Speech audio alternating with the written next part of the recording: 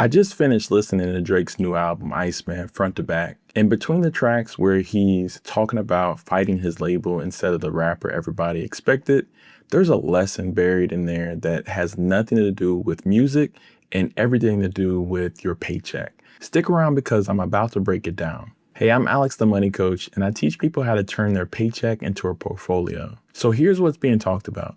Drake's had this ongoing situation with UMG, his label. Reports are he's been working through terms of his deal, and part of that conversation involves him releasing albums like the 3 he just dropped to work towards fulfilling his contract obligations. Now, I'm not here to get into the he said, label said. I'm not trying to tell you what's true and what's not. What I want you to focus on is the bigger picture. Drake is one of the most successful artists of all time. Massive sales, massive streams, massive cultural impact for over a decade. And yet, by a lot of accounts, a huge amount of the value created by that work doesn't fully belong to him. And a lot of it belongs to the label. And that's not a Drake problem. That's an everybody who works for someone else problem. And I want to show you exactly why. Here's a concept I want you to walk away with today. There's a difference between creating value and owning value. Drake creates the music. The label owns the masters, or at least some of the masters. A lot of the publishing, the distribution rights. So even when the music does numbers, a big chunk of that value flows somewhere else first before it gets back to him. Now think about your job. You create value every single day. You show up and you do the work. You help your company make money. Maybe you're the reason a deal closes or a project gets finished or customers keep coming back. But do you own any piece of what you're building? For most people, the answer is no. You trade your time for a paycheck and the company keeps the asset.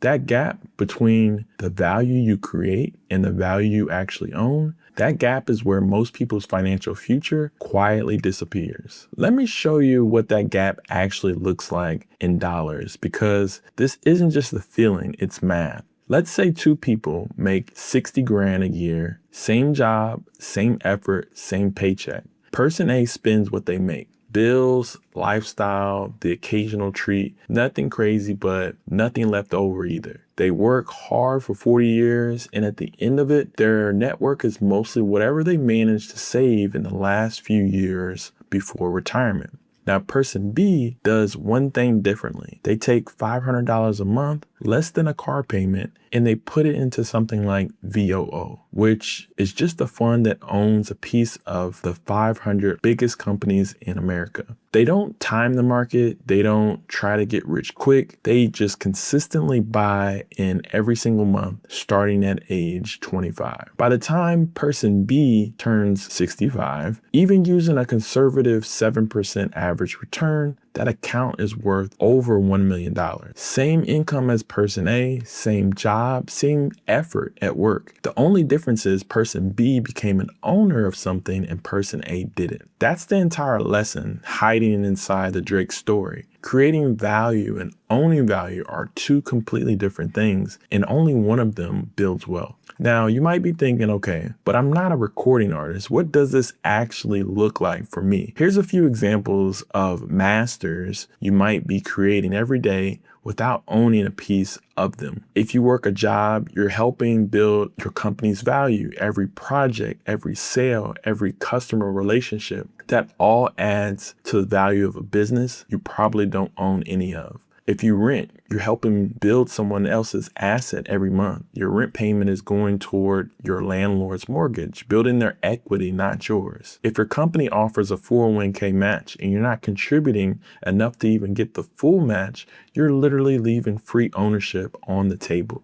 That's money your employer is willing to give you to become an owner, and a lot of people just don't take it. This is a modern version of the master situation. You're creating value somewhere every single day. The question is whether any of that value is coming back to you in the form of something you own. So let's make this practical. Here's how you can start closing the gap this week. First, if your job offers a 401k match, find out what it actually is. If they match 3%, 50% and you're only putting up 1%, you're leaving free money on the table every single paycheck. That's the easiest ownership you'll ever get. Second, open a Roth IRA if you don't have one already. This is one of the most powerful accounts for building long-term wealth, and you can start with as little as $25 or $50 a month. The amount matters less than starting. Third, pick one fund, something like a VOO or total market ETF like VTI, and set up an automatic contribution, even if it's $50 a month to start.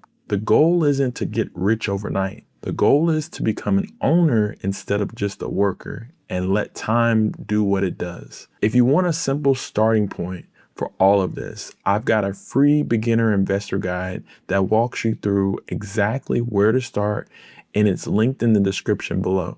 And before we wrap up, I want you to see how big this idea really is, because it's not just a Drake thing. Athletes sign endorsement deals and make millions, but a lot of them retire broke because they never built ownership outside of their playing career. Influencers build massive platforms, but if they don't own their audience outside of one app, an algorithm change can wipe out their income overnight. Employees help build million-dollar and billion-dollar companies and walk away with nothing but their salary when they leave. The pattern is always the same. Creating value is not the same as owning value.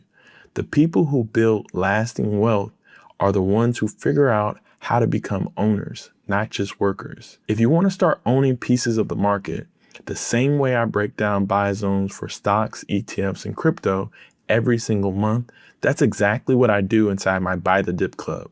The link is also in the description below. I'm Alex, the Money Coach.